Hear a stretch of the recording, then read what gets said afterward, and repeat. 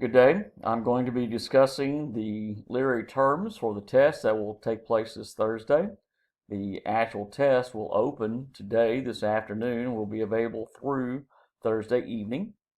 I will also be discussing the research paper, going over some details that I've already covered in the previous video, but I want to remind you of what you need to do, make sure that everything is going to work fine for you.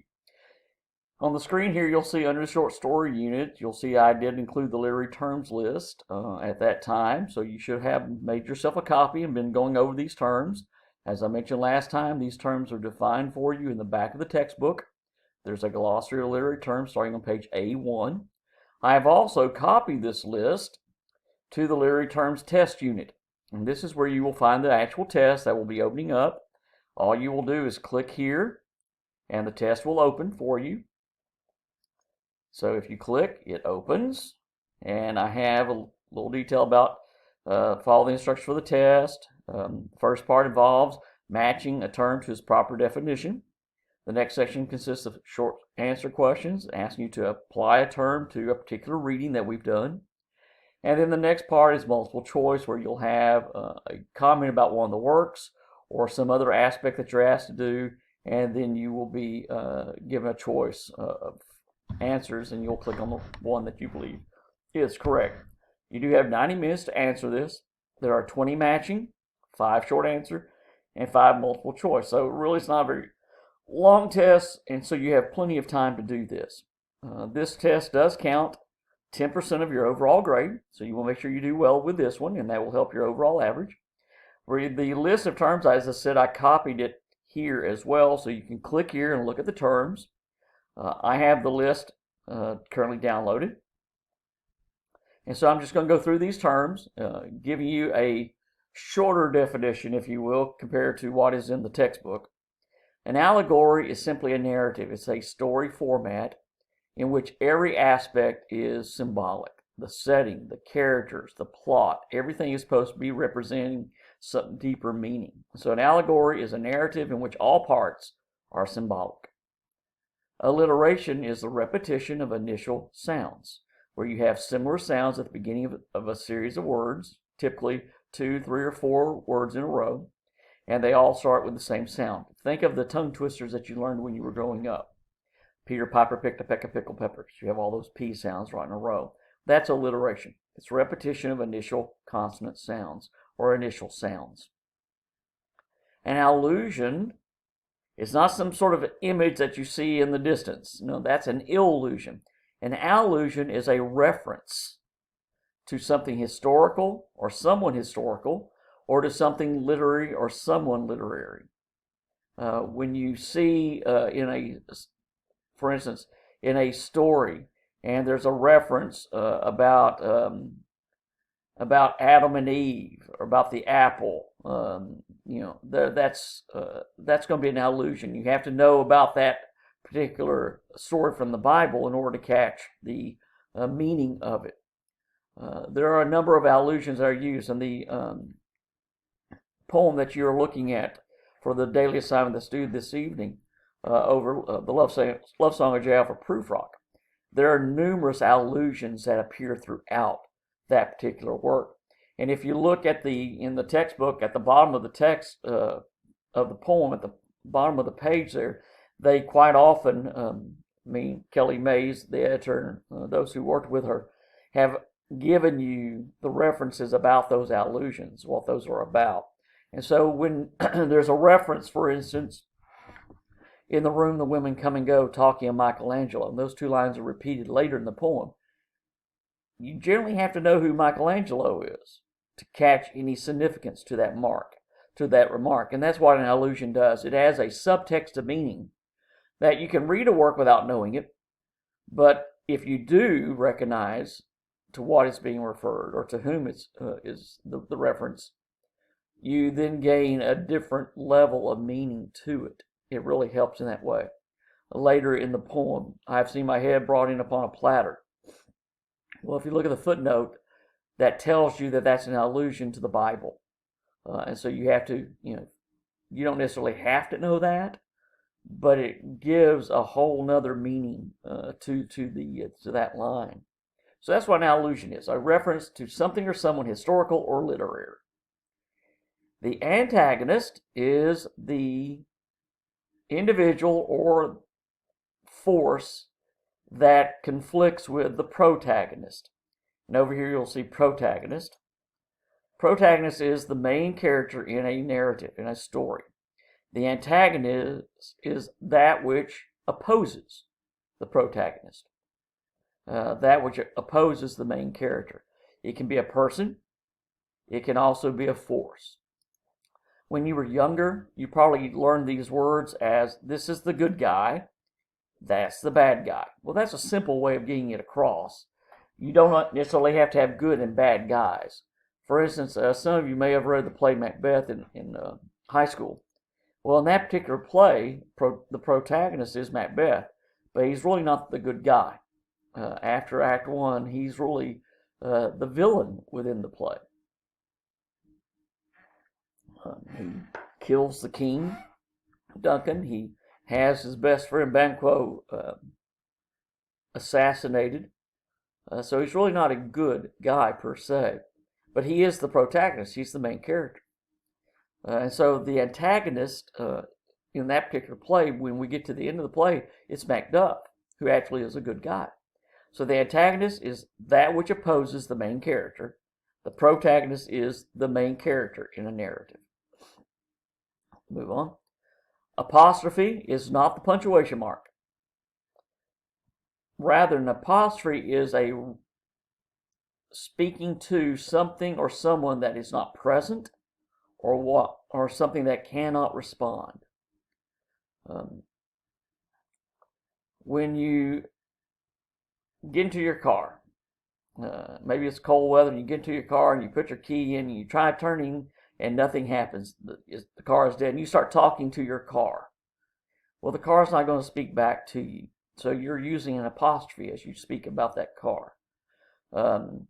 Or maybe when you were younger, if you had a sibling and you came into your room, you found that maybe your younger brother had gotten into your stuff, and you call out your younger brother's name in irritation. Well, he's not there.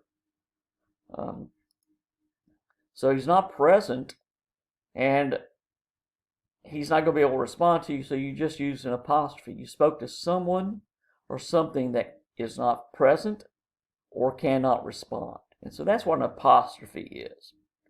An archetype, very simply, is a cultural pattern. It is a presentation of an individual or a motif or a concept that is ingrained into a particular culture. Earlier I mentioned about good guys and bad guys. Well, good versus evil is a cultural pattern. It's an archetype. We have a number of other archetypes as well. In the Native American culture, you have the trickster as an archetype. You see that in a number of other cultures as well. For instance, those of you may be familiar with Marvel movies. If you've ever seen the character of Loki, that appears in a few of the different Marvel movies, that character of Loki is the trickster archetype. He is presented in that way. And so that's what an archetype is, a cultural pattern that has been repeated so often is ingrained into that culture's heritage. So a cultural pattern, if you just keep those two words in mind, you'll know what an archetype is. Assonance, if I can get that to mark, is the repetition of vowel sounds within or outside of words. The deep green sea, I think, is the example in your textbook, or it used to be. That E sound, deep green sea. You have that E vowel sound being repeated in those three words, and that's assonance. And assonance will appear within words, and sometimes at the end of words. It is never at the beginning. Assonance, as opposed to consonance, consonance is the repetition of consonant sounds within or at the end of words. And so alliteration is repetition of consonant sounds at the beginning of words. Assonance is a repetition of vowel sounds within words. And consonance is a repetition of consonant sounds in the middle, or at the end of words. And so that's how sounds can be used. Quite often when you go through poetry, you'll have these used to help create a sense of movement and flow. Blank verse, if I can get all this to work, there we go. Blank verse is unrhymed iambic pentameter. When you read the plays of Shakespeare, Hamlet, the long soliloquies, such as to be or not to be, are written in blank verse. And all that means is unrhymed iambic pentameter. And iambic pentameter means that you have 5 feet, total of 10 syllables, that are written in iambs, unstressed, stressed syllable structure. To go, to be, okay, or not to be. Those are iambs. To be is the B gets stressed, the 2 doesn't. So that's called an iamb.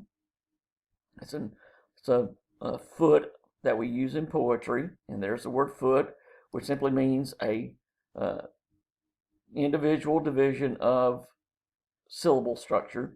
It's a combination of syllables to create a particular pattern. And so we have a number of those, such as an iamb, and the iamb is unstressed stressed, which is the most common in the English language. And when we put a series of these iambs together, when we put a series of feet together, we create meter, which is simply the pattern, the number of particular feet in a line of a poem.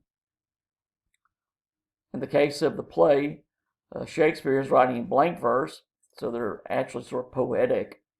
And you can see the difference when you look through the play. You'll see that you'll have lines, and then at other moments you'll have paragraphs written.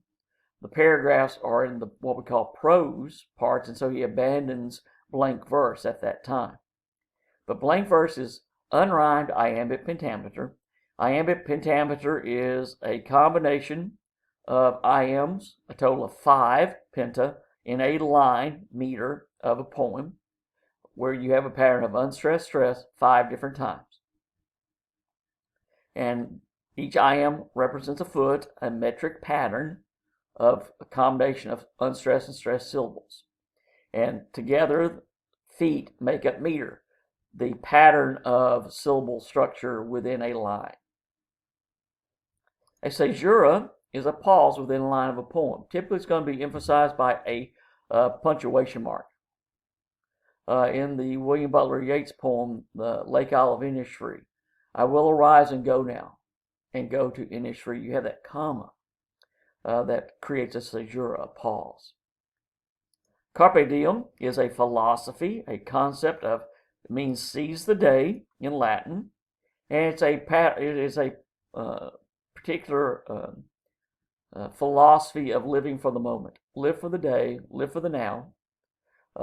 If you think back to Hills Like White Elephants, the man, the American, is very much into carpe diem. Live for the now. Let's live for the moment. Let's not make plans for the future. Hence why you have all those one-night hotel stickers.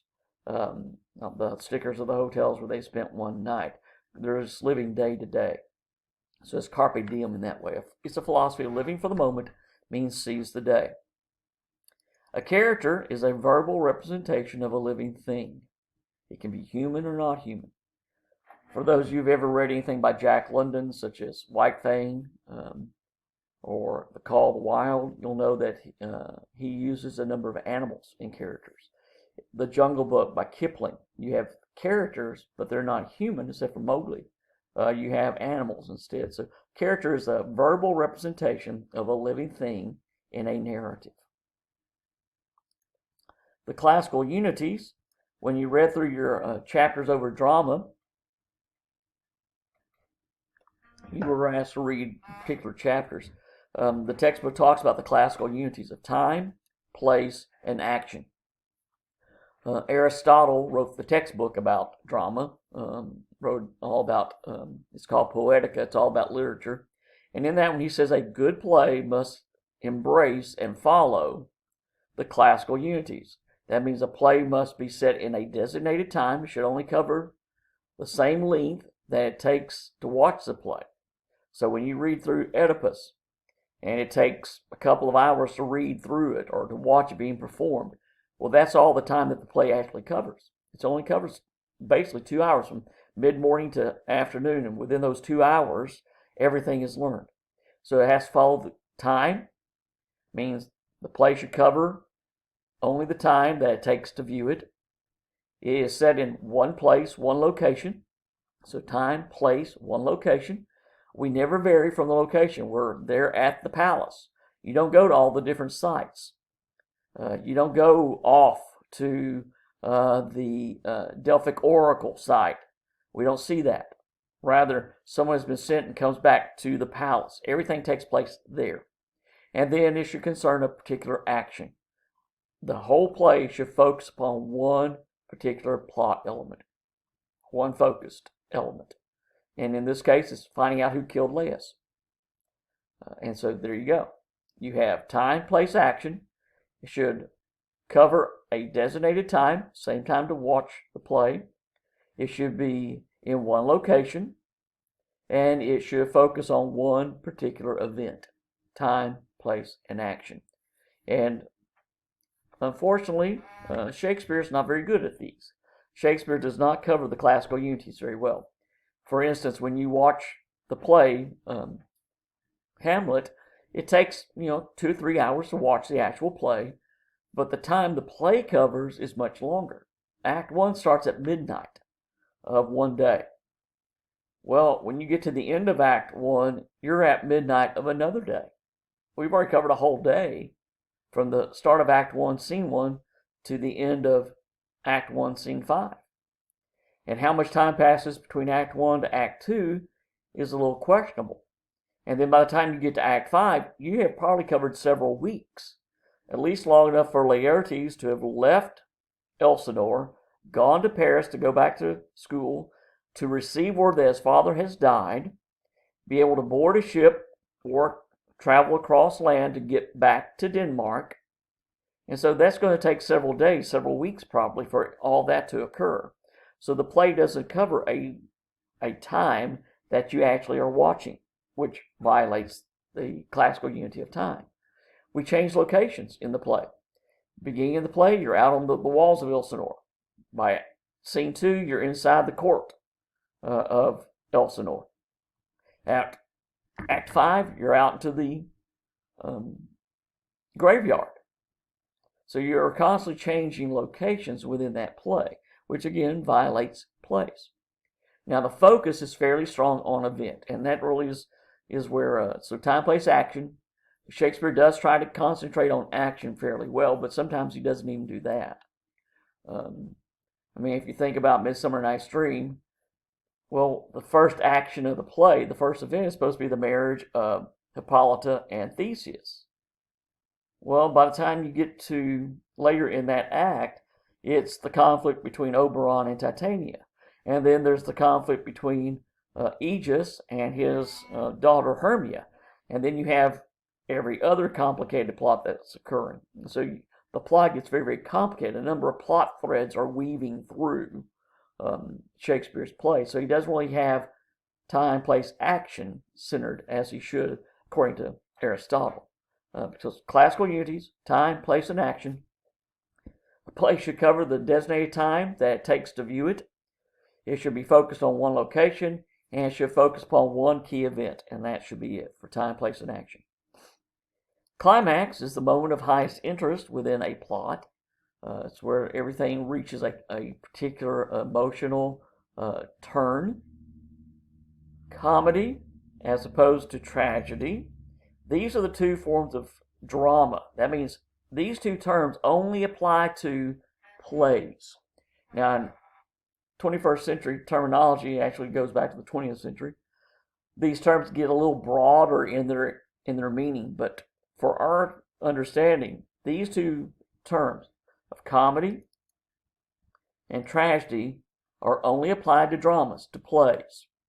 And the main difference between these two is that a tragedy focuses upon particular characters who are undergoing some sort of key struggle.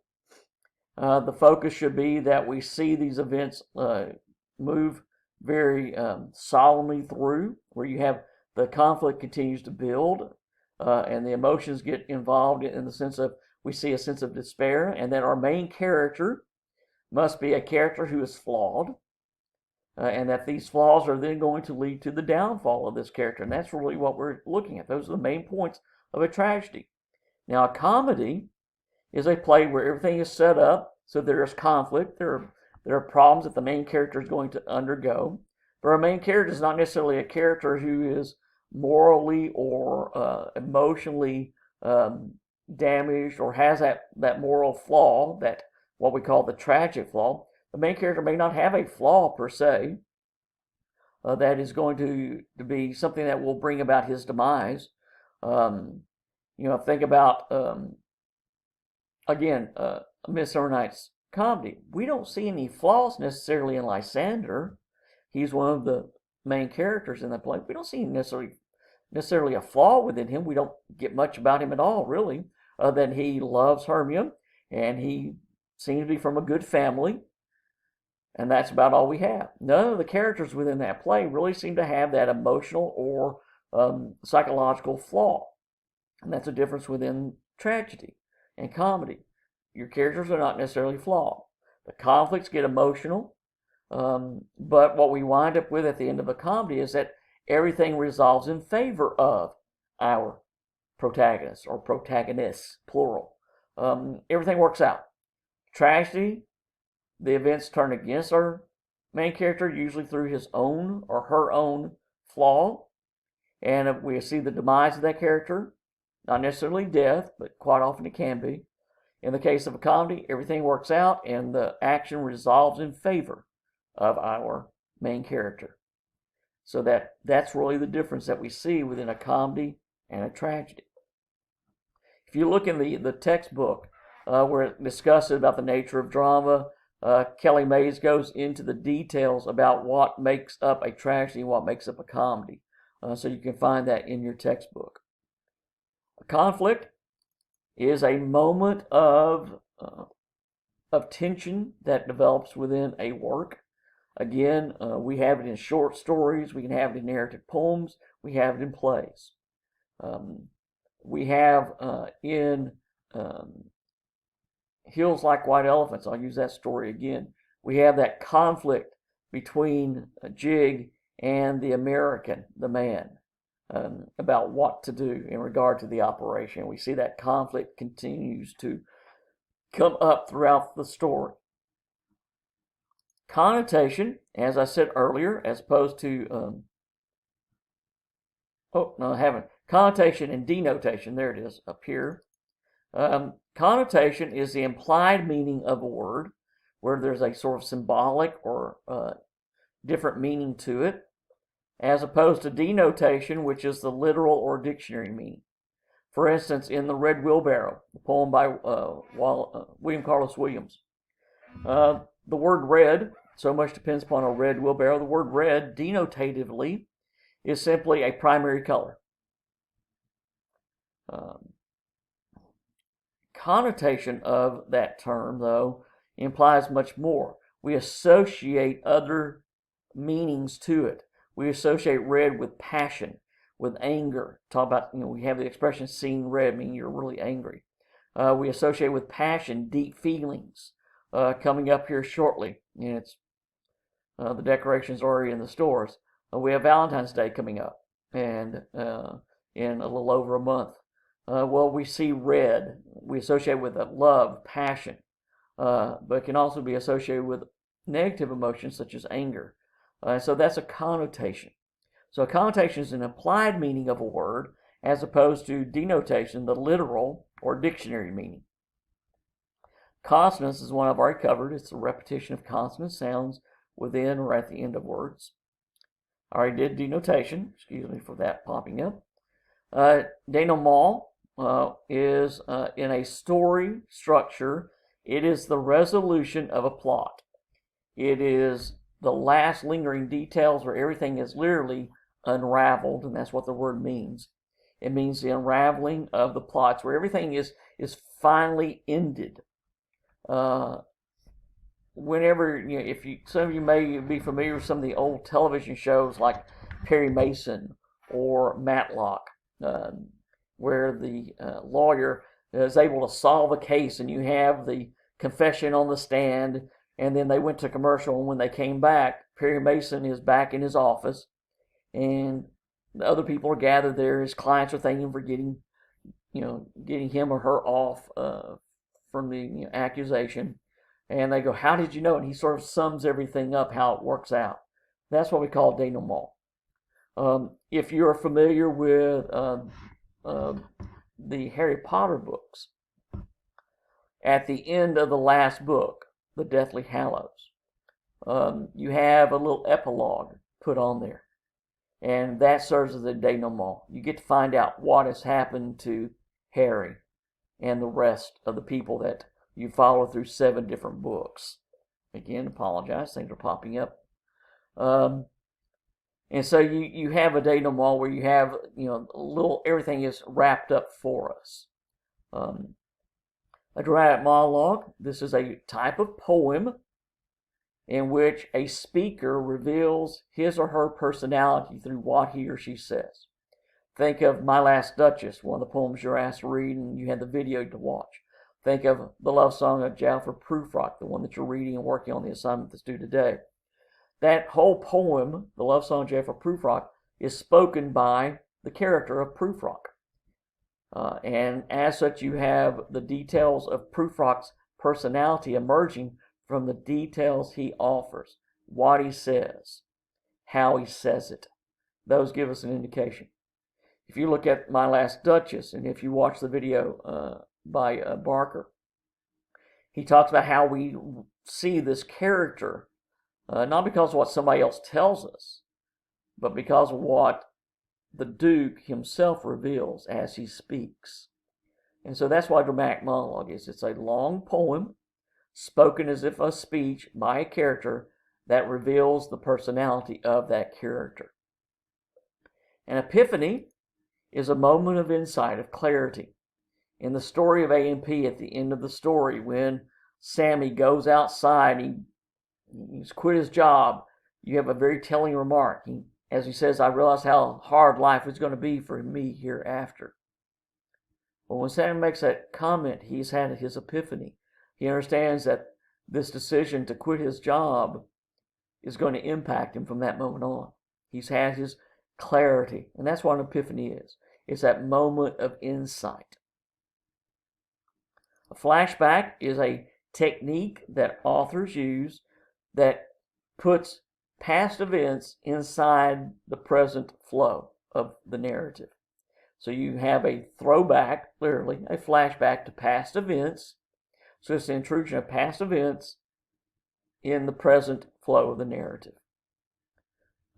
When you read A Rose for Emily, we start the story with the news of Miss Emily Grierson's death. And the next thing you know, you're flashing back to when she's alive. So you have, at the conclusion of the story, she's dead, they've gone to the house. So you've had the funeral, you've had the people go to her house. So you're back to the present time of the story. The narrative, where we started, is where we end. But in between, you keep going back to previous events, to past events. And that's what a flashback is. It's the intrusion of past events in the present narrative flow.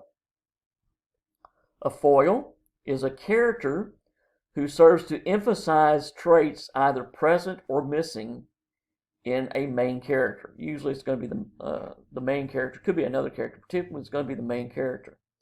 For instance, when you go through the play of Hamlet, Laertes is a foil for Hamlet.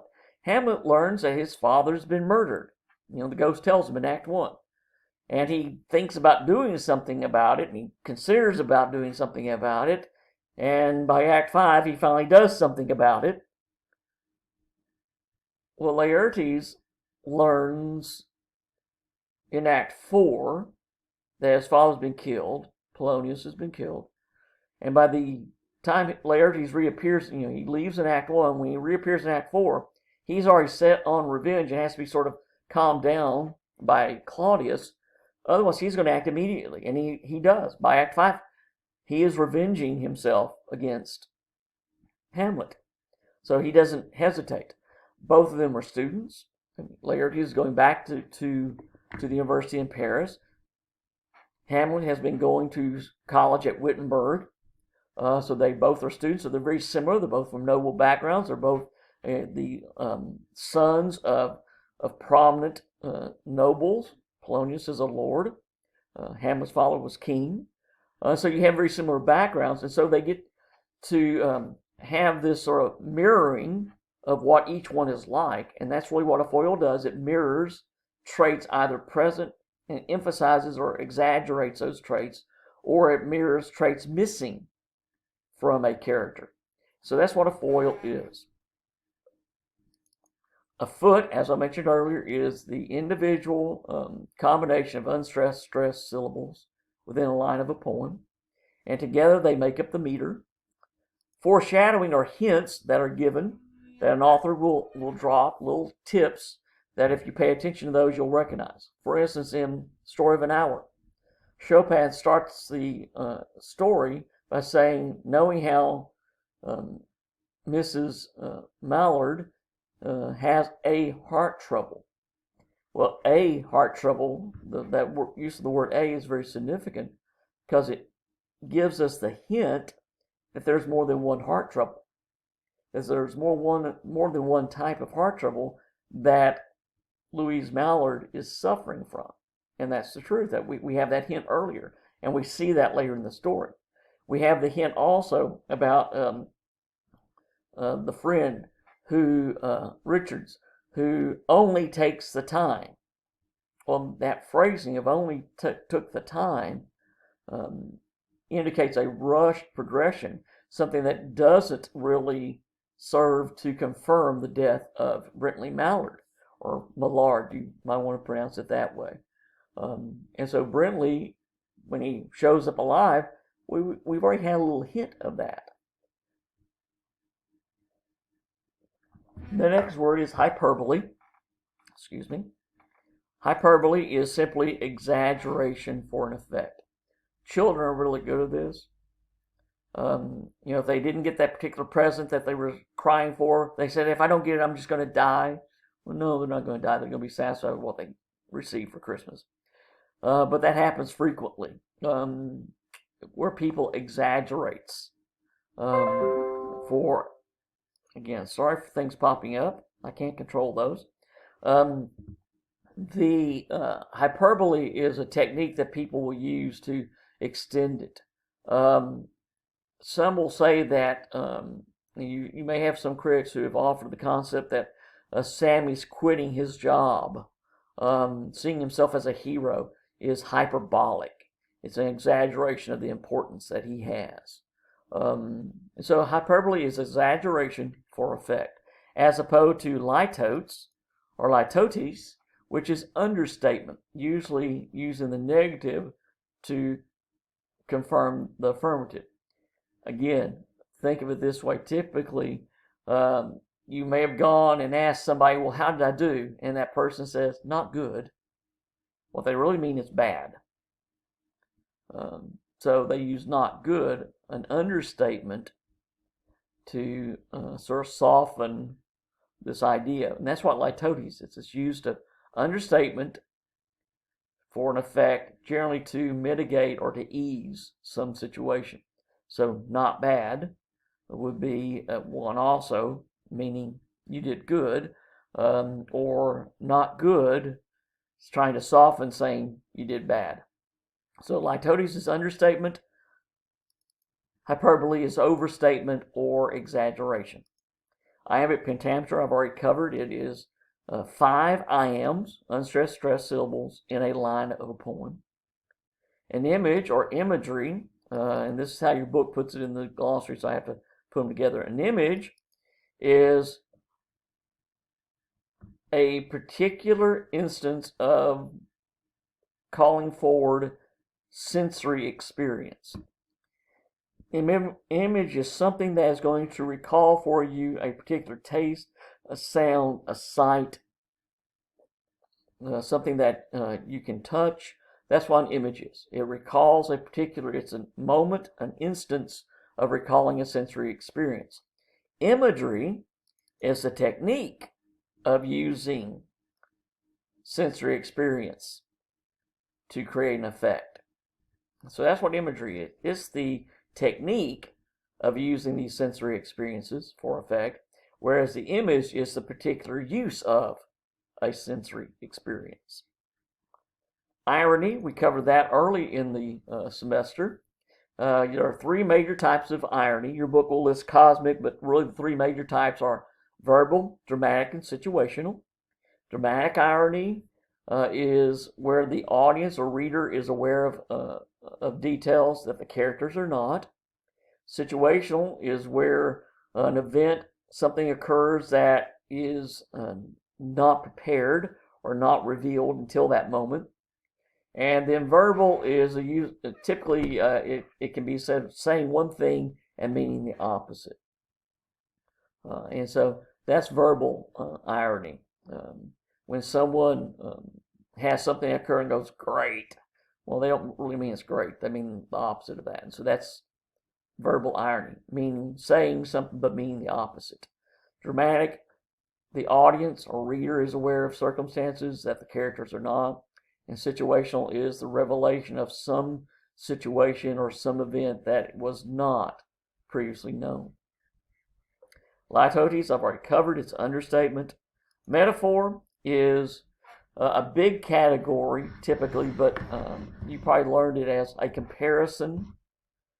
And it is a direct comparison where you say A is B. So it's direct, but it's implied. You have to know when you say he's a well, let me come up with a good image in sports, for instance, since you've got quite a bit going on right now.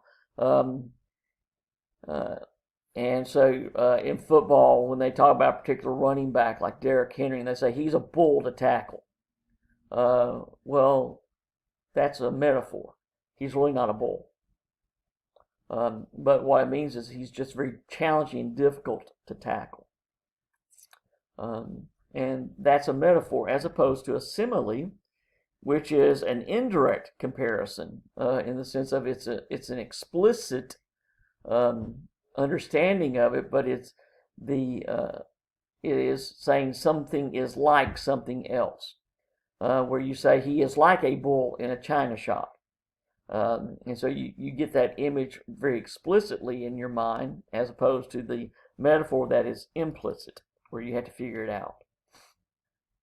Meter, I've already covered. It is the combination of unstressed stressed syllables in a line of a poem. So it refers to the line. The foot is the individual combination of unstressed stressed syllables. Together, the feet make up the meter. And so that's what we have. Metonymy is using part for the whole for the part. And it's synecdoche is part of that too. And so metonymy is generally considered the bigger category, but synecdoche is where you use a part for the whole for the part. For instance, we have the expression, he asked for her hand in marriage. Well, that's synecdoche. The person asking wants more than the hand, typically. So part for the whole for the part. If you say, I got, old expression, I guess really people don't use it too often. Got some new wheels. Well, you mean you have a new car. You didn't just get wheels.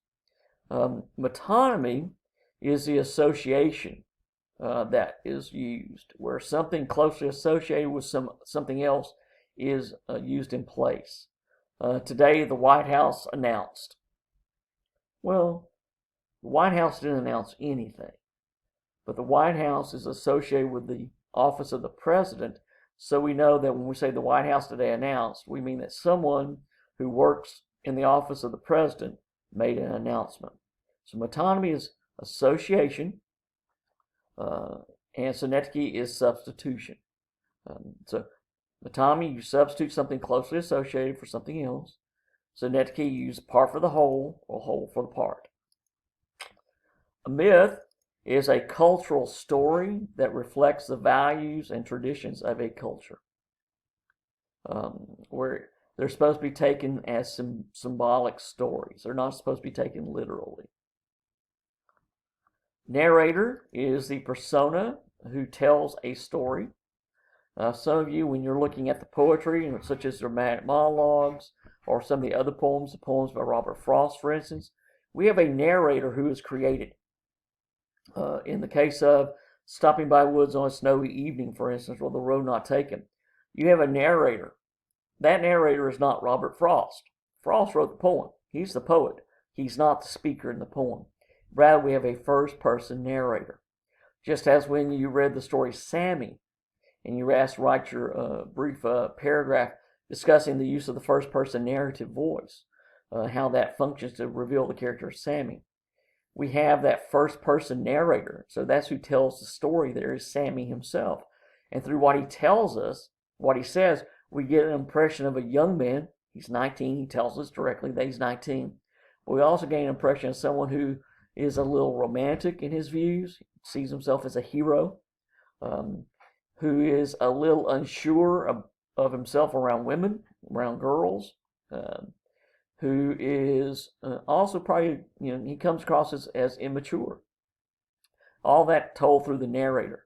In Hills Like White Elephants, you have a third-person objective narrator. The person telling the story is set outside the story, so it's third person, and the details that are revealed are simply what can be observed. That's third person. Onomatopoeia, many of you are probably familiar with that word. You probably ran across it when you were younger. They like to use this one. You have all those vowels in it. Onomatopoeia is simply the use of language to represent natural sounds. Buzz, chirp, the tinkling of bells. Well, bells really don't go tinkle, tinkle, tinkle. That's onomatopoeia. So use of language to represent natural sounds. Dogs do not go bow wow, bow wow, bow wow. They do not go bark, bark, bark, bark. We use those words to convey something that expresses the sound. Cats do not say meow, meow, meow, regardless of that commercial for Meow Mix. Rather, meow is an onomatopoeia. It's a word, a use of language to represent the sound that cats make. Oxymoron are terms that are opposites used to convey a meaning. So we combine terms that are opposites. For instance, many years ago there was a movie, I guess it was done in the 90s, called Little Giants. Well, the word giants means someone large. So how can you have little giants? That's an oxymoron. You'll go to the grocery store and you'll see advertised, on sale, jumbo shrimp. Well, shrimp are supposed to be small, so how can you have jumbo, which means large? So jumbo shrimp. You'll have a slang expression. People talk about, ooh, that was pretty ugly. Well, pretty is supposed to be attractive. Ugly is supposed to be not attractive. So how can you have something that is pretty ugly? Those are oxymorons. And so it's a combination of terms which are opposites of meaning to convey a new meaning. Personification is the use of giving lifelike or human qualities to something not alive or not human. Think of, for those of you who are familiar with some of the different stories, the Winnie the Pooh stories. Winnie the Pooh is a stuffed bear, but he comes alive. And so he's personified, he's made to be alive. We do that frequently. Remember the example I used earlier about the apostrophe, where your car wasn't starting to start talking to something that can't respond? Well, we do that. We personify our cars. We'll talk about our car and we start talking to it as if it is a living thing. Well, that's personification. We talk about maybe when you're walking along and you trip over the leg of a chair or something. You say, the chair tripped me. No, the chair didn't trip you. You tripped over it. You're the one who stumbled into it. But we say the chair tripped me as if it's a living thing that can actually extend a leg to cause us to stumble. And so that's personification. It's giving human or lifelike qualities to something not alive or not human. Plot is the underlying structure of any narrative, of any story. It's how the details are arranged. It is not the theme. The theme is the underlying meaning of a literary work. So this concerns meaning, this concerns structure. So plot's how the details are arranged, the structure of the story. Again, Rose for Emily. You have the structure is arranged through a series of flashbacks that gradually move us toward the end of the story. That's the plot structure. The theme of that story is associated with the veneration or the understanding of the past. Some will say that's the theme of the story. Others will talk about the sense of repression of an individual as a theme. Well, that has nothing to do with the plot per se. Plot is simply the arrangement of details, the underlying structure. The theme is the underlying meaning. Protagonist, we already covered, main character. Rhyme is the use of repeated sounds. When you go through poetry, quite often you have, at the end of lines, you'll have sounds repeated from one line to the next, or maybe every other line. When you go through the Frost poems, Stopping by Woods on a Snowy Evening, or The Road Not Taken, you'll see rhyme. The line that I used, the two lines from the love song Jethro Prufrock, In the Room the Women Come and Go, talking of Michelangelo. You have repetition there. The two lines there end with the same sound. And that's what rhyme is. It's the repetition of similar sounds at the end of lines. Satire is a form of literature that makes fun of or exposes to ridicule some idea or concept or individual. Satire is designed to expose a flaw, hopefully to improve it. And that's really what satire is. It's a literary technique to expose a flaw, make fun, hopefully to improve the situation or character. That's different from parody, where you're just making fun totally for the sake of making fun. Setting involves the physical, cultural, and historical setting. Setting is the physical, cultural, and historical environment of a narrative. So it's where and when a narrative is placed. That's what setting involves. When you consider the setting of Oedipus, the play, it's set in a particular city. It's the place. It's Thebes, but it's also occurring during a certain time, and so that is important. Hamlet is occurring in a certain location, varies at different places, but it's in a certain location, and it's occurring from what we can recognize in a given time frame. You'll quite often see the play, though, Hamlet, staged differently. One of the most recent film versions of Hamlet changes the setting. Instead of being in Denmark during basically the early Middle Ages, which we seem to think the play occurs, the play is actually set. It's the same dialogue.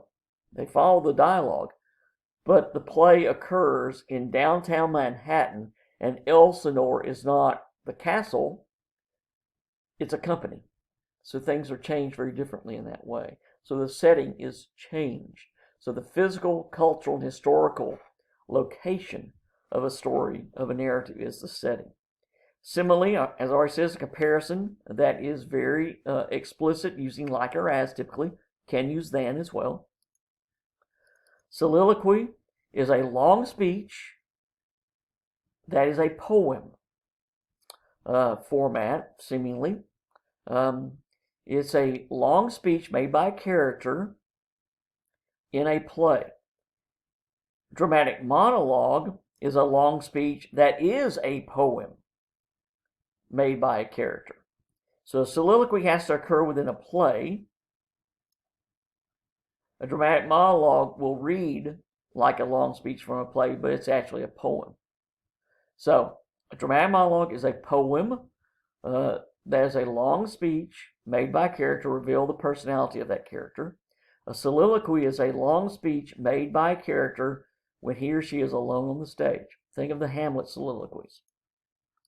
A symbol is an object that is used to represent a deeper value. And so it's going to have a significance to it. Synecdoche, as it says, whole for the part for the whole, asks for her hand in marriage. Theme is the underlying meaning of a work. Tone is the attitude that the author conveys through the work. Again, think of Hills Like White Elephants when Jig makes a comment, will you please stop talking? The tone that emerges when we read that is one of irritation, and it doesn't say she's irritated, it doesn't say she's upset, but we gain that feeling. And so the tone is going to be the attitude the author takes. Sometimes it can be dark, sometimes it can be very light and humorous. And so again, tone is the attitude that is presented in a work. Tragedy, as I said, is a form of drama. It's a play in which events go against our main character. A villanelle is a 19-line poem that uses repeated lines. And so one of the poems that I asked you to read was Do Not Go Jilin' That Good Night by Dylan Thomas, and that's a villanelle. These are the terms then that you're asked to look at, that you need to know as you take your test on by this Thursday. So please make sure you take that. Again, consider what I've said. I sort of shortened the definition, but review the definitions in the back of the textbook. Look through that glossary of literary terms starting on page A1. Just sort of note what they mean and pay attention to those. Now I want to go back and talk about the research paper. I do have an example of a research paper for you. It is over poetry. Within this particular example, I'm going to show it to you here. It's supposed to call up. Within this particular one, let's zoom, make it a little larger. This particular writer, as I mentioned, uses more of a block format when it quotes from the sources. For instance, it says here, Emerson, Ralph Waldo Emerson, and there should have been an apostrophe here. Again, this is the unmarked copy, but just in case you know, there should have been an apostrophe there for possession, but I couldn't upload the marked copy. But this is one where, again, this is a block. When you're quoting what is going to take more than 3 typed lines from a source, you have to block it, which means you tab over twice. And this one took a little over 5 lines, so this is blocked, in which this particular comment helps to emphasize a key point. And then you'll see that it's not just this comment is made. The writer of the essay then goes on and discusses how information here is emphasized. And again, you have another block here. Again, this is discussed. So if you're going to use a long block quote, then it's probably because you want to discuss very specifically what is contained within this block quote. Otherwise, you'll just summarize the information and then discuss it. But this one uses more block quotes, and again, here's a very long one. Does not discuss this one very well. One of the points I made about this particular essay, I said, when you give a quote from a work, it's because you want to spend time talking about that quote. The quote itself, the quote material, cannot be the essay. If that's what you're doing, you're not doing your job. And so again, giving a long quote, you should spend a great deal of time discussing that. And so this shows you again how it's used. And then down here is the works cited page. You'll see that it's alphabetized. All the entries are alphabetized. This is B, that's C, that's D. This goes to H, A, H-E, then you have J. And so alphabetize it. The first line of the entry goes against the left margin. Other lines are tabbed over once. You'll see that this is taken from the TVCC Literature Resource Center, TVCC sources. You'll see the TVCC URL here, which is where you need to take all your sources. Don't go to any .coms.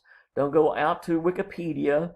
Don't use SparkNotes. Those are not acceptable for critical study. They may help you understand something, but they're not to be used for critical analysis. Rather, you want to go in and look at the critical articles that you can find through our library resources. And all these come from there. You'll see that when you do so, go to our critical resources. As I mentioned earlier in the previous video about the research paper, they actually have the citation for you. You just have to copy and paste it and then do a little tweaking to get it to look like this. But all your sources should look this same way. In this particular case, the poem, Because I Could Not Stop Her Death, came from the textbook, the 12th edition in this case. And that's how you're, if you use the poems from the textbook, put the author, put the title, and then put all this in whatever edition you have. Hopefully you have the 13th shorter, but you may not. And then put the page number and you're good. And this is all you need to do. You can copy, if you need to, you can copy this and then put your author, put your poem, put your edition, put your page numbers, put your date, and you're good. But that's how yours should look. So this is an example of a research paper. Then I'm going to move to the next part, which is the actual instructions for the research paper. And again, what it says is an analysis of a literary work. You're going to be examining different elements of the literature, in this particular case, the poetry. And so you're not engaging your audience in a conversation. Don't talk about you will see. Don't talk about I think. Don't use casual, colloquial, slang expressions. This is a formal essay that is an argument based upon what you have reasoned, what you have experienced when you've read through the work and you've made a decision about what that work means, and you're going to explain that argued position. So you need a solid thesis, supported paragraphs, evidence built from pulling details from the literary work, particular quotes from it, and then also supportive elements brought from the critical articles that you have looked at. And then you're going to discuss in an analysis those points. It is not a history. It's not a report. You're not going to tell me about the life of the author. Don't give me any of the biography. That's not appropriate for what you're trying to do. It is instead an analytical, argumentative essay where you have to have evidence to show that you have used higher order thinking, the synthesis of that research material as you critically interpret the literary work or works, the poems that you're looking at. Follow MLA format. And folks, some of you still have not understood that. You're going to have paragraphs. You'll see that this is paragraph. I have tabbed over.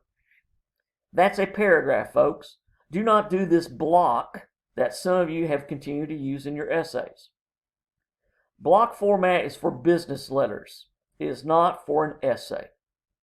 Likewise, do not use extra spaces between your paragraphs. I did it here to separate out some ideas. I'm not writing a formal essay per se with this handout, but do not leave extra spaces between your paragraphs. Some of you are doing that. Rather, the whole essay should be, as I showed you with the one we just looked at, formatted that same way. Look at that example essay, that example research paper. Yours should look like that when you get ready to submit it. You're going to use 10 to 12 font, these particular ones. You're going to use present tense when you discuss the poems. Don't constantly shift back and forth to past and present tense. Use present tense. You're going to have proper citations. When you quote material from a poem, cite it.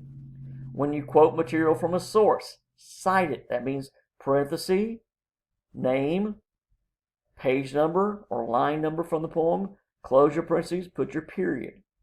If you do the interior citation the way the example research paper, then you refer to in Emerson's article he says. All right, so there you go. So you're going to have that. And you say, in Emerson's article, he writes. Emerson's been dead since the 19th century, but you're still going to use present tense. You also do not need to use any I's, we's, and you's. Don't say, I think, I believe, it's my opinion. Those first-person remarks are unnecessary.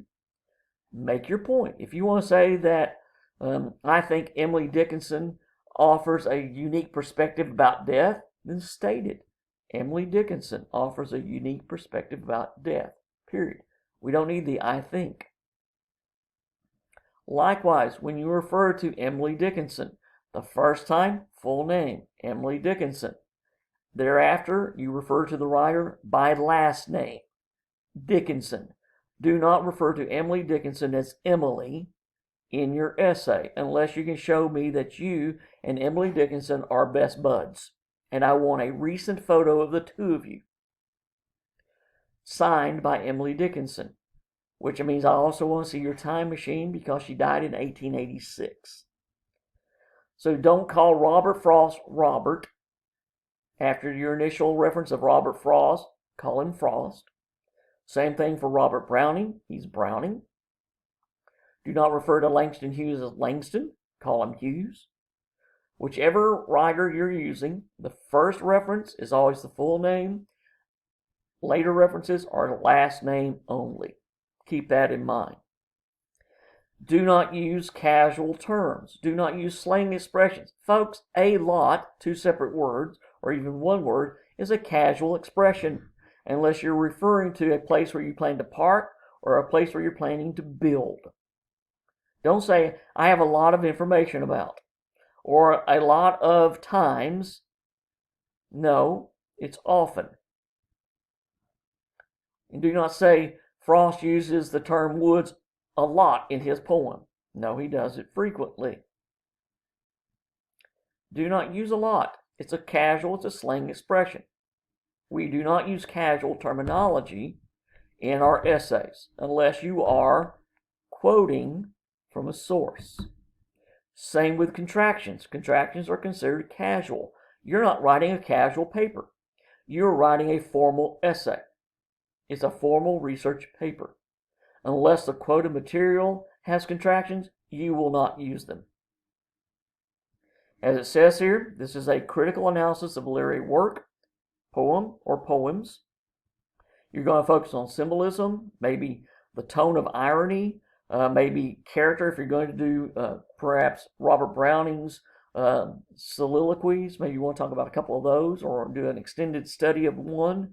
Then you may want to do a great deal of discussion about character.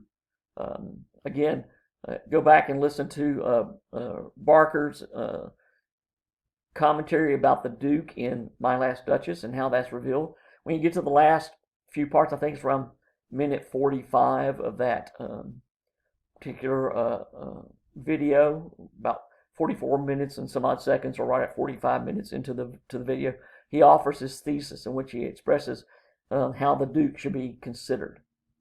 And there's a key point there that you can look at. So you're going to focus on a particular aspect of the work. You're going to discuss the poems or poem. You're also then going to follow and find information from secondary sources, at least 5 secondary sources. If you go back to the critical paper that I have posted for you, there are 5 sources. So you're going to have those helping you build your essay. They're going to supply you with some details. And the finished paper should be approximately 2,000 words. That means, folks, if the one that I put up there was short, that particular one, it was only one I could get permission from a student to post. And so it was only about 1,600 words. It's a little too short. Didn't do enough. That was one of the critiques that I made about that particular research paper. I expressed, as I mentioned when we were looking at some of the longer quotes that were used, I told you that I commented to that particular student that the use of long quotes is all right so long as you're going to give me a long discussion of the quoted material. And that person really doesn't. And so that's where it fell. And it doesn't do enough working with the actual poems also. It should have had more commentary where the student analyze the poems, and that would have helped that overall paper. So you want to make sure that you do so. If you do not fulfill these requirements, where you use the sources, the LRC sources, and we'll look at those in a moment, that you use at least 5 secondary sources, and that you reach at least 2,000 or approximately 2,000 words, then your essay will receive a failing grade because you will not have reached the requirements for this assignment. What you're asked to do, follow MLA format, which means follow what you're supposed to do. You can look online, look at the videos that I've posted about MLA formatting, where it shows you how to do that. So here's your topic. Write a critical study of work by one of the listed poets. Develop a critical approach to the poetry that examines a specific theme, such as the theme of love, or a theme of social justice, the law, the idea of the individual, a particular theme such as inactivity versus activity, theme of illusion versus reality, study of gender relationships. There's all sorts of themes you can look at in these works. And when you do that, when you're looking at that theme, you're going to go back and talk about how the symbols help to get that across, how the irony helps it to be revealed, maybe how the characters help us understand it, whatever, the symbolism, the metaphors, whatever, that you see within the works to help us recognize those. To give you an idea, I'll use Emily Dickinson again in a particular poem called Wild Nights. Wild Nights. Again, she did not really entitle her poems, but that's how it's listed. That particular poem addresses love and relationships, and a particular relationship between individuals, and it uses the symbolism, the imagery of a ship and a harbor. And so you have the imagery of a ship out on the sea trying to find safety in a harbor, and we recognize that that imagery becomes very symbolic of this relationship. And so you're going to talk about love in the poem, what it represents, how it is presented, and then how the symbols and the imagery help build that idea. The authors you may use: Robert Browning, you were asked to read My Last Duchess; Sylvia Plath, there are several of her poems in your book; John Keats, a British poet, there are several of his works in your textbook; Percy Bysshe Shelley, Alfred Lord Tennyson, you were asked to read Ulysses; T.S. Eliot, Love Songs of Alfred Prufrock, you have a few other poems of his in the textbook; William Butler Yeats, again, a fine Irish poet. Eliot and Yeats both won Pulitzer Prizes. Edna St. Vincent Millay, you have several of her sonnets. You have a section in your textbook devoted to the sonnet. So you have several of her poems, the sonnets. Maya Angelou, American poet, who wrote from a very personal element in her work. Pat Mora, again, in your textbook, you have an extended study of Pat Mora. Emily Dickinson, likewise, extended study of her work. Langston Hughes, in the section of your textbook about the Harlem Renaissance, you have his work offered. Same with Claude McKay, another member of the Harlem Renaissance. So again, we'll talk about up here the idea about society. That is a key part here within Langston Hughes and within Claude McKay. Wilfred Owen, a British poet, you were asked to read Dulce et Decorum Est. You have some of his other works in your textbook. He's one of these poets who really does not become studied until the 1960s. His work is from the 20s, but he really did not receive a notice until many years after his death. He died during World War I. His works were published afterwards, so he was a posthumously published poet. And his work did not attract attention until much later in the 1960s, primarily because of some of his works really were studied and brought to attention. Some will credit the California, Berkeley, the university there, and the English department there when they started studying this because of the protests against the Vietnam War. And his work suddenly took on much more significance and received much greater study at that time. And you can go through the works and see how those do sort of capture that idea. So you have this theme about war and the concepts of war as a major view of it, and the idea about the individual and society, and just a really strong poet. Adrienne Rich, she is again one who has a study in your book, and you can see gender relationships in her work, also about the individual and society. Much of her work does try to represent the feminine perspective and attitudes. Gwendolyn Brooks, another one of our really good poets, African American heritage, and many of her works sort of capture that struggle in our society. Robert Frost, again, for most people, when they think of American poetry, his name is one of the very first ones that comes up. And you were asked to read a couple of his works, so you've already have a little bit of a head start there. Many of his works do focus upon an individual in society trying to figure out a place and what it takes. Wallace Stevens, he is a poet that you have 2 or 3 of his poems in your book. Really a strong writer, where he looks at different concepts and ideas, and much of his work has highly symbolic value that you can look at. And then Claude McKay, as I mentioned earlier, part of the Harlem Renaissance, a really strong poet. So these are the ones from whom you may choose, and where you want to look at for that information is over here where it says Library Resources. You click on this, and it appears up here. And you can go down here and click in what you're looking for, such as a particular poet, Pat Mora, and this is what I showed you last time. So you click there and you're asked to log in, and so you click and log into the system there at the school, and it will call up, give it a moment as it's calling up, a list of results, in this case almost 1,600. To lower that, you want to click here on full text. That'll update it. And then what you also want to click on are probably these right here, scholarly or academic journals.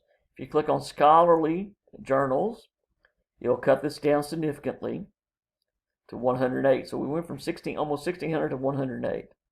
If you look at the interview, this is where Mora is asked to respond to about key questions that you might be able to look at. Again, if you click on this part, the article will appear. Give it a moment. Takes a while to call it up. Nope. Okay. What you have to do sometimes is try to do it again. Just click on the PDF version. Or if it doesn't want to do that, just click and open it in a new window or a new tab. And when you do, there it is. Sometimes it just gets a little finicky. Trying to click on it directly, it won't open. But if you right click and open a new tab or a new window, it shows up. And this particular one, where you have, again, an interviewer talking with Pat Mora about some key ideas and views, and she sort of expresses some of her themes and concepts that she uses in her work. As it says here, poetry is the ultimate challenge. Writing poetry improves all writing. And so it goes on and talks about some other ideas and views. And so you can go through and maybe find a quote or two that you can apply to the work. Likewise, besides the library resources there, by clicking on the EBSCO Discovery, you can go up here to the research databases. And the two that you really want to look at, Bloom's and the Literature Resource Center.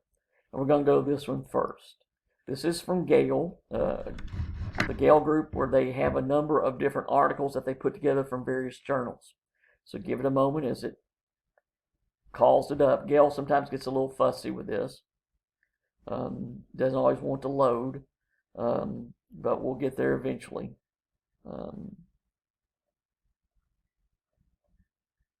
As you can see, it's gone to Gale Literature Resource Center, and there it is. And what you do, you click what you're looking for. In our particular one, what we're going to look at, we're going to go with, we'll go with Robert Frost. And so you're going to click on that one, and you're going to search for Robert Frost. Again, bear with us as it takes a little while to call this up.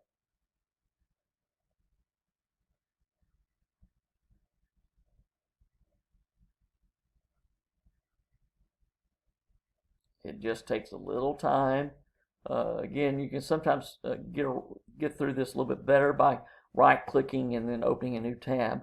But what you want to look at are the topic overviews or the literature criticism. You'll see this one has 492 different articles. And so if you're going to look for a particular poem, you'll want to put that in there too, so you can look at that. This one is a very nice article talking about his religious poetry. So if you want to discuss the concept of religion in the poetry of Robert Frost, that's a good idea to look at. And so you can analyze and explain how he views religion in his work. And if you click on this particular article, it's about 2,500 words long. Oops, Again, sometimes it's better to right-click and open in a new tab. You don't get that little can't reach the site. But if you'll notice, it jumped to going to the site. You just have to give it a little time. Sometimes, again, right-clicking and opening a new tab will get you there a little faster. But here's the article. And it discusses that Frost's poems that treat religion reach some middle height, some point between the realms of spirit and matter. One of the poems is Birches, and that's, I think, is in your textbook, and it offers that view there. Another one that talks about is Stopping by Woods on a Snowy Evening, where it talks about the being and experience. And so you can look at that aspect and how it applies to it. And so again, design is also in your textbook. I believe it's still in there, and it talks about that one. So this gives you an idea of how to discuss particular works. And so you may find some comments there that you want to look at and apply to it. And again, once you go to these sources, what's really great is they have the citation tool. You just simply click, and there it is. Unfortunately, when you copy this, it doesn't come across looking like this. I'll show you what happens. I copy it. I open up my Word program. Bear with me, it takes a little time to get this opened. I want to open up a blank document. I'm going to keep text only. And you'll see that it's not double space, it's not in the right format. But all I have to do is click on the end of the first line, hit enter, and now it's double space. And then I hit the tab button and it's moved over. And then I repeat this. I click at the end of this line, I hit enter, and you'll notice it already moved it over. And I do the same thing here. Click at the end of this line, enter, and then do one more. And now I have everything the way it should look. So it's double spaced. It's what we call the hanging indent. The first line against the left margin, other lines are indented. And so that's all it takes to do the citations. So you have that one at the Gale Research Center. So I'm going to close this one out. And we're going to go back to and I want to go to Bloom's. Show you how you can look there for Bloom's. And it's also a really good site for critical articles. And this is calling up. It calls up a little faster. And you'll see that there are certain ones that are searched for. They like to do these. But if I put Frost, Robert,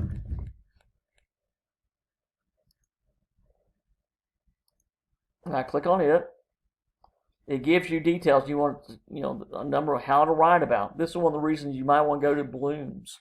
It tells you, well, what am I supposed to do? How should I write about this? Well, they have some articles for some of these different writers, how to write about Robert Frost. And if you click on this, it tells you a little bit about Frost, his contributions. It says here's some main areas you might want to look at. One aspect and that continues is his craft and natural sounding poetic language. If you want to talk about his language.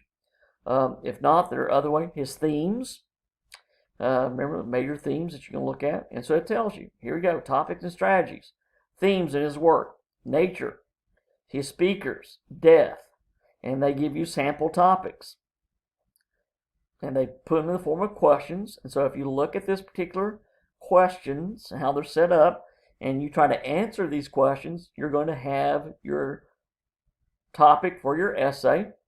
And then you can form that into your thesis, the key point you're going to explain, and then you just choose the poems to go through. For instance, nature imagery is used to set a mood. And the idea that nature exists as a setting the relationship between the people in the poem and the natural world. There's a concept you can look at. How do the people in the poem treat nature? How does nature treat them? And so you suddenly can, if you can answer those questions, you now have your thesis, and then you just choose which poems you want to discuss. Same with the individual and society. You'll see that's one of the themes I put. And so you have, again, some of these here. Some more sample topics. If you want to focus on character, remember that was one of the options I gave you. How you can do that one. History and concepts, again, society, what it involves. Philosophy and ideas, again, isolation of the individual and society is part of it. So again, all sorts of topics, and they give you these that you can look at. And you can talk about, and what's really nice about this, if you're talking about particular works, for instance, let's say you want to write about The Road Not Taken. Well, here is an article strictly over, if you're writing about The Road Not Taken, what do I want to do? Well, here it is. Here's about the theme in it. Choice, regret, conforming history and context. The idea about form and genre, language and symbols. So literally, the idea about the yellow wood, the road of life. Again, possible thesis. Life stretches before us like a road, and then as we travel this road, we have a decision to make where to go. All right, if you're writing about his poetry and how he uses imagery in his poetry, symbolic elements within his works, well, here's you a paragraph or two for that essay.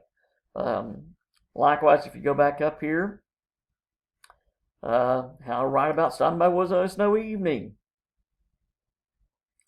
It talks about the key ideas here, the views of it here, the ideas that are offered, the themes, what those represent, the world of nature, the world of humanity, home, loneliness, the idea about topics that you can look at, philosophies and ideas, sample topics, language and symbolism, that the woods are a common setting and they're often portrayed as dangerous, almost foreboding, that the woods, you cannot see into it, but dark secretness.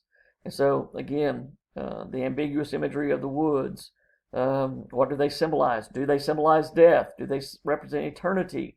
I gave you that question, asking you, what do the woods represent? Well, if I'd shown you this article first, you could have looked at this. Could have come up with it. Well, this gives you an idea about how to discuss this poem.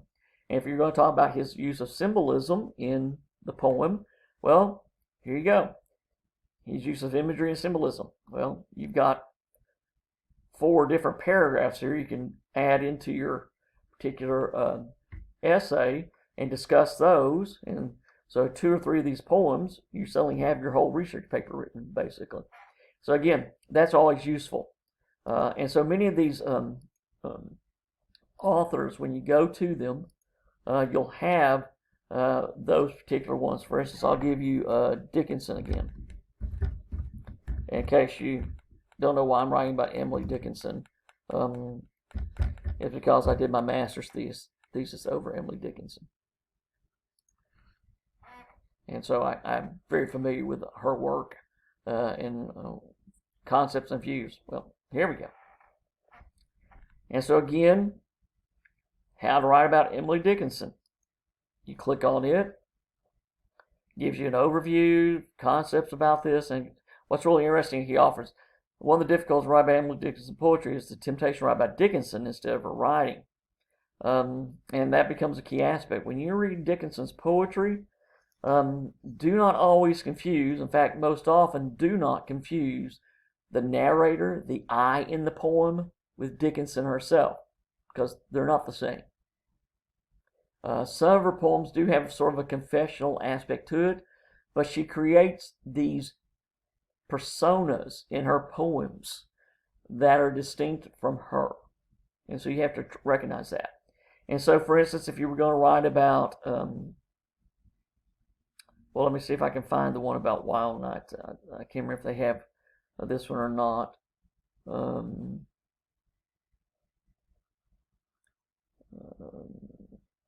Well, I like this one. We'll go with that particular one. The Soul Selects Her Own Society. And so when you look at this one, It's a poem about two who are uniquely set apart. The soul is personified as female in line 1.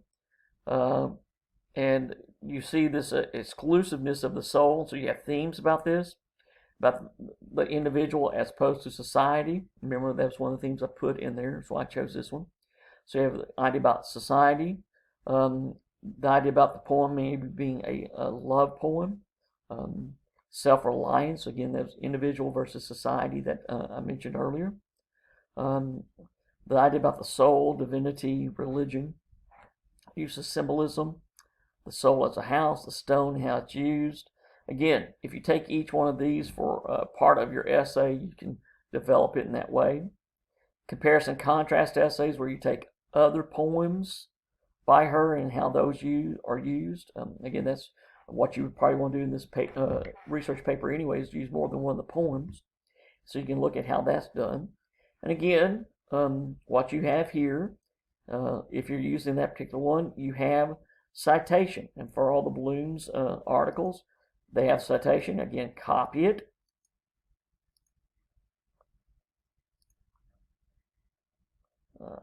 I know where it goes. I'm going to put it up above here. I paste it, keeping the text only. Then I have to fix it. I click here at the end of the line, hit enter and tab. I click here, I hit enter, and then I have to do it one more time. And there I have my works cited page started. I have it alphabetized because Pretty versus Watkins. And then when I finish, after I have my 5 sources, I'll come up here and I will center the title. And the title would be Works Cited. Because again, I have more than one. I put works, and it's works cited. Now eventually I would have at least 5 articles, plus the primary sources that I used. But I have all the information I need, all the details that show where this information came from. Anything I use from the source, I would then credit to Pretty.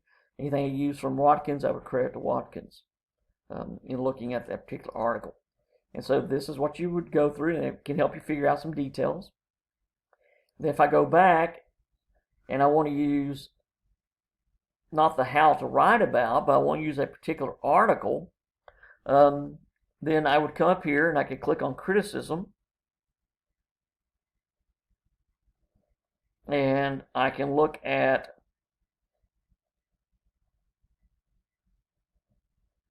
this particular comment by Bloom. He writes several commentaries about works. And so you have this one where he is discussing a particular point. I'm going to get down here. Let me get down. This might be the wrong one. Oh, about religion. This will work.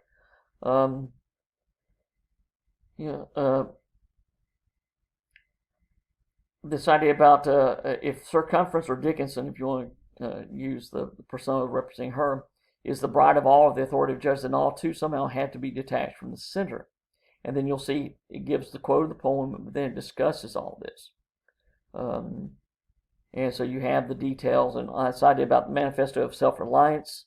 And so you have this idea offered about the repetition of colors provokes her to her own sublime, that she knows and indicates what is worth representing. So maybe that's a quote that you want from this work, and you're going to discuss it. And so you use that information. Let me go back to another particular article rather than Bloom.